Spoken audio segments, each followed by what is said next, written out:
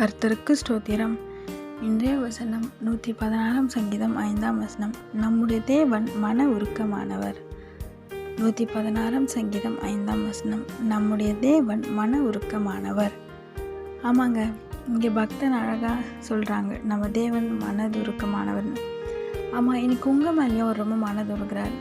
நீங்கள் அவரை விட்டு ரொம்ப தூரம் போயிட்டீங்களே, அதில் கொண்டு அன்பை விட்டுட்டு ரொம்ப தூரம் பாவத்துக்கு போயிட்டீங்க. இப்போ நினைக்கிறீங்க, ஏசப்பா கிட்ட நான் வரலாமா, ஏசப்பா என்ன மன்னிப்பாரா அப்படின்னு யோசிக்கிறீங்க. உங்கள் மேலே ரொம்ப மனதுருக்கமாக உங்களுக்காக காத்துட்ருக்கார். ஆமேன். பைபிளில் நம்மளுக்கு எல்லாருக்கும் தெரிஞ்ச ஒரு கதை கெட்ட குமாரன் அவங்க அப்பா விட்டு ரொம்ப தூரம் போயிட்டான். திருப்பி அவர்கிட்ட வரணும்னு நினச்சப்ப வந்தான். அவங்க அப்பா அவனை அணைத்து கொண்டார். அவனை மறுபடியும் அவங்க பையனை ஏற்றுக்கொண்டார். இன்னைக்கும் அப்படிதான், நம்ம பரம தகப்பன் உங்களுக்காக காத்து கொண்டிருக்கிறார். நீங்கள் அவர்கிட்ட வந்துட மாட்டீங்களான்னு உங்கள் மேலே மனதுருகி காத்து கொண்டிருக்கார். நீங்கள் வரும்போது உங்களை அவர் உயர்த்தி ஆசீர்வதிப்பார். உங்கள் பாவத்தெல்லாம் மன்னித்து ஆசீர்வதிப்பார். விசுவாசிக்கிறீங்களா? உங்களை பார்த்து தான் சொல்கிறாரு. அவர் உங்கள் மேலே கோவப்படல. அவர் கோவமே படவும் தெரியாது.